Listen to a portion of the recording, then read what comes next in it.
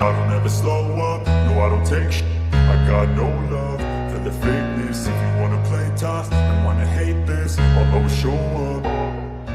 I don't ever slow up, no I don't take I got no love for the fakeness. If you wanna play tough and wanna hate this, I'll always show up and make a statement. I don't ever slow up, no I don't take I got no love for the fakeness. If you wanna play tough and wanna hate this, I'll always show up.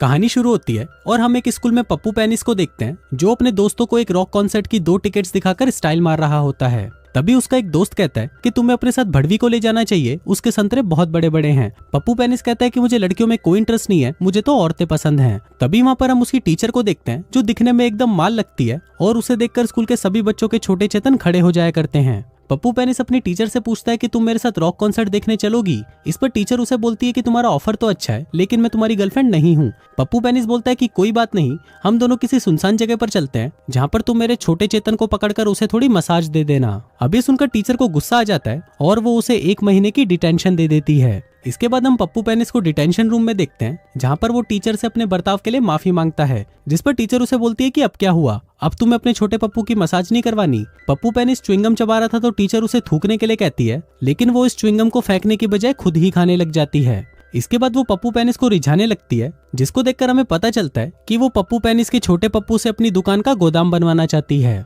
फिर वो उसका हाथ पकड़ती है और उसे अपने office में ले जाती है जहाँ पर पप्पू पेनिस उसके गोदाम में माल भरना शुरू कर देता है। अब इसके बाद से टीचर को पप्पू पेनिस के साथ घचाघच करने की आदत हो जाती है और वो दिन रात उसके साथ सिर्फ घचाघची करती रहती है। फिर एक दिन जब स्कूल में फंक्शन होता है तो वहाँ पर भी बैक स्टेज में टीचर पप्पू पेनिस से अपने गोदाम में माल भरवा रही होती है, जिसकी आवाजें बाहर बैठे सभी को सुनाई दे रही थी। तभी स्कूल का प्रिंसिपल पर्दा हटाने को कहता है और सभी देखते हैं कि पप्पू पेनिस अपनी ही टीचर को दबा दबा कर पेल रहा होता है। अब उन सभी को देखकर टीचर तो अपनी गांड उठाकर वहां से भाग जाती है, लेकिन पप्पू पेनिस एकदम मर्द बनकर स्टेज पर आता है और अपने दोनों हाथों को हवा में उठाता है जैसे उसने पता ही नहीं कितना बड़ा काम कर लिया हो।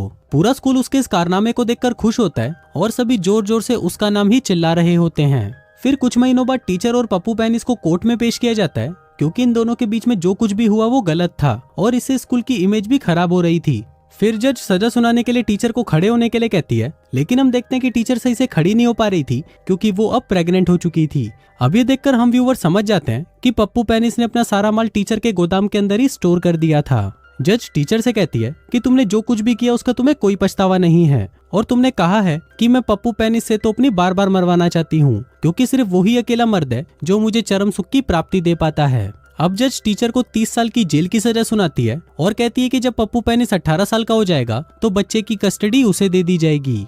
इसके बाद ये खबर पूरे शहर में फैल जाती है और देखते ही देखते पप्पू पेनिस बहुत ज्यादा फेमस हो जाता है। एक ऐसा बच्चा जिसने पहले तो अपनी टीचर को दबाकर रगड़ा और फिर उसे प्रेग्नेंट कर दिया। अब हर टीवी चैनल पर सिर्फ उसका इंटरव्यू लिया जाता है जिससे उसे खूब सारे पैसे मिलते हैं, लेकिन पप्पू पेनिस एक लापरवाह और बकचोद इंसान था और वो उसे मिले हुए पैसों को अय्याशी और लड़कियों में उड़ा डालता है और इसी की वजह से उसका बेटा भी अब उसे छोड़कर जा चुका है। फिर कुछ सालों बाद हम पप्पू पेनिस को देखते हैं जो अपने एक वकील दोस्त के पास जाता है। यहाँ पर उसका दोस्त उसे बताता है कि तुमने 1994 के बाद से अभी तक टैक्स नहीं भरा, तुम्हें इसी हफ्ते $43,000 का टैक्स भरना है, नहीं तो तुम्हें 3 साल की जेल हो सकती है। अभी सुनते ही पप्पू पेनिस के दिमाग का भांग बोसड़ा हो जाता है और वो अपने दोस्त को कहता है कि मेरे पास तो सिर्फ $20 हैं। इस पर वकील कहता है कि अब तो तुम्हारे पास सिर्फ एक ही रास्ता है, जिसके बाद वो उसे एक मोटे की फोटो दिखाता है और कहता है कि ये मैराथन में दौड़ने वाला है और अगर ये जीत गया तो तुम्हें $1 के बदले $8,000 मिलेंगे और मुझे लगता है कि ये आदमी जीत सकता है। इस पर पप्पू पेनिस उस पर $20 लगा देता है,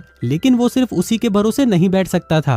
वकील कहता है कि तुम अपने बेटे से पैसे मांग लो, जिस पर पप्पू कहता है कि वो तो मुझे छोड़कर चला गया जब वो 18 साल का था। इसके बाद रात को वो एक क्लब में जाता है जहाँ पर एक लड़की उसे एक मैगजीन दिखाती है जिसमें उसके बेटे जिसका नाम एंडी अबॉर्शन है उसकी फोटो थी, जो कि अब बहुत ज्यादा अमीर हो चुका है और एक हूत की मल्लिका से शादी करने जा रहा है। इसके बाद हम एंडी अबॉर्शन को देखते हैं जो कि अपने होने वाली वाइफ दगड़दल्ली और उसकी फैमिली के साथ अपने बॉस के घर पर आया है जहाँ पर वो लोग शादी करने वाले हैं। फिर कुछ देर बाद वहाँ पर एक फौजी आता है जिसका नाम होता है पेट में पथरी, जो कि दगड़दल्ली का भाई होता है। इसके बाद वो एंडी अबॉर्शन को साइड में ले जाता है और कहता है कि अगर तूने मेरी बहन का दिल तोड़ा तो मैं बिना तेल लगाए तेरी गांड मार लूंगा, समझा वो सड़ी के। जिस पर एंडी अबॉर्शन कहता है कि सर समझ गया। दूसरी तरफ हम पप्पू पेनिस को देखते हैं जो कि पैसों का जुगाड़ करने के लिए एक न्यूज चैनल के पास जाता है जो कि कभी उसका इंटरव्यू लिया करते थे।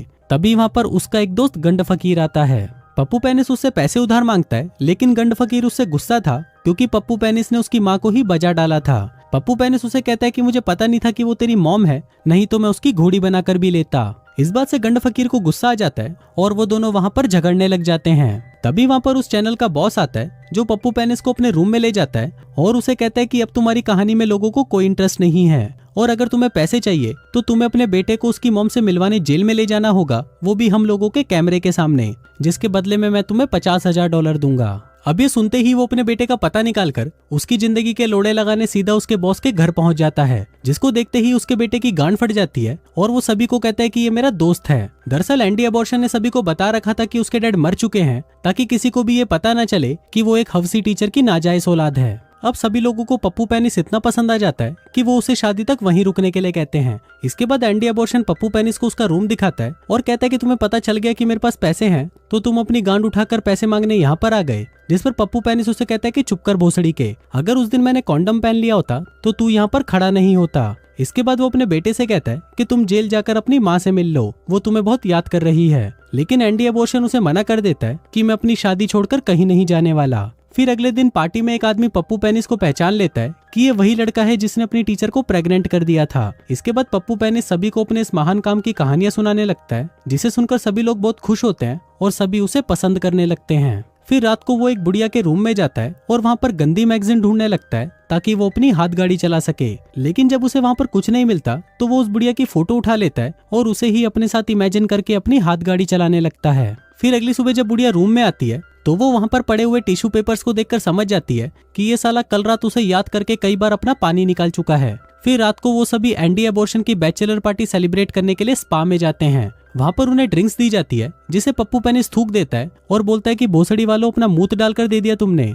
इस पर स्पा वाली कहती है कि सर ये गुलाब और चंदन का पानी है। पप्पू कहता है कि इससे अच्छा पानी तो कल रात मैंने अपनी हाथ गाड़ी चलाकर निकाला था। इसके बाद सभी लोग मसाज कराने जाते हैं, लेकिन तभी पप्पू पेनिस वहाँ खड़ी एक एम्प्लॉय से कहता है कि तुम्हें आज तो मुझे अपने संतरे दिखाने ही पड़ेंगे, मुझसे वादा करो। इसके बाद सभी को सुंदर बनाने के लिए उनके मुंह पर गधे का गोबर लगाया जाता है, जिसको सभी लोग बहुत एंजॉय कर रहे थे। लेकिन पप्पू पेनिस इस सबसे बहुत ज्यादा चिढ़ा हुआ था और वो कहता है कि अभी के अभी अगर किसी ने मुझे अपने संतरे नहीं दिखाए तो मैं इस चूते को मार डालूंगा। अब पप्पू पेनिस यहाँ पर बोर हो चुका था तो वो सभी को अपने साथ क्लब में ले जाता है। अब वहाँ पर नंगी नंगी लड़कियों को देखकर सभी का पप्पू खड़ा हो जाता है और सभी दबाकर दारू पीते हैं और खूब एंजॉय करते हैं। फिर जब सब पीकर ढेर हो चुके थे तो पप्पू पेनिस उन सभी को कार में बिठाकर उनके घर भेज देता है। इसके बाद वो अपने बेटे के करीब आने की कोशिश करता है जो उससे नफरत करता था। वो दोनों साथ में बहुत एंजॉय करते हैं और साथ ही वो उसे साइकिल चलाना भी सिखाता है जो वो उसे बचपन में नहीं सिखा पाया था। अब धीरे धीरे उन दोनों के बीच में सब कुछ ठीक होने लगता है और वो दोनों गले भी मिलते हैं। फिर घर आने के बाद पप्पू पेनिस फिर से बुढ़िया के रूम में चला जाता है और उसकी फोटो उठाकर हिलाने की तैयारी करने लगता है।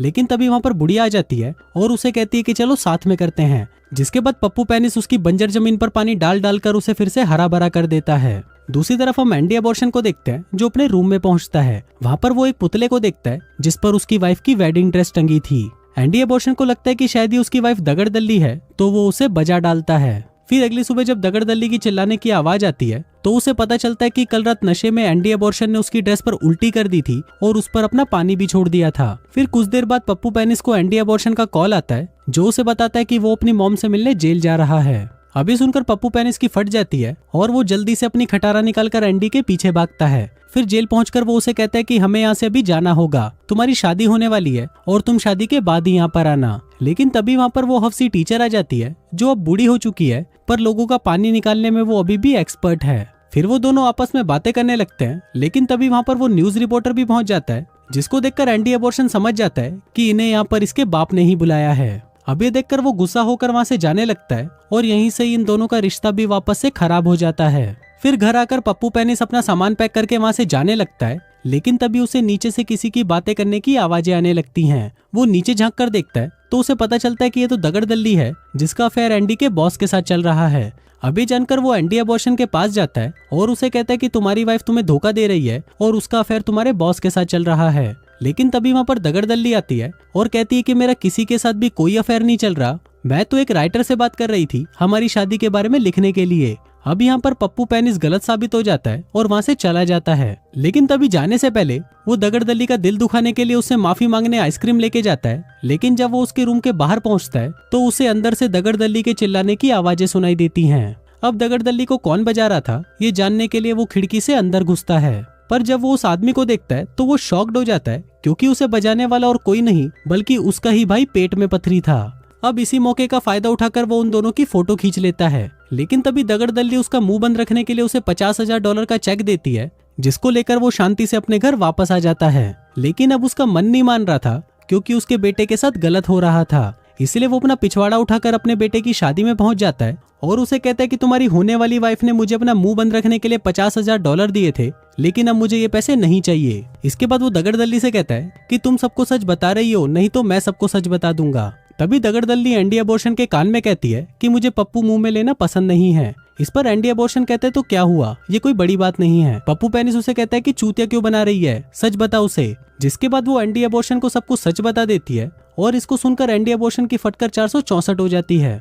वो जोर से चिल्लाते हुए कहता है तुम अपने भाई के साथ ही सोती हो, जिसको सुनकर सभी लोग शॉक्ड हो जाते हैं। अभी सब जानकर एंडी अबॉर्शन शादी कैंसिल कर देता है और अपने डैड के साथ वहां से चला जाता है। इसके बाद सभी लोग क्लब में जाते हैं, जहाँ पर उसे पता चलता है कि जिस मोटे पर उसने $20 लगाए थे वो मोटा जीत चुका है, मतलब अब उसे $20 के बदले $1,60,000 मिलेंगे। अभी जानकर वो सभी लोग बहुत खुश होते हैं और इसी के साथ ही ये कहानी यहीं खत्म हो जाती है।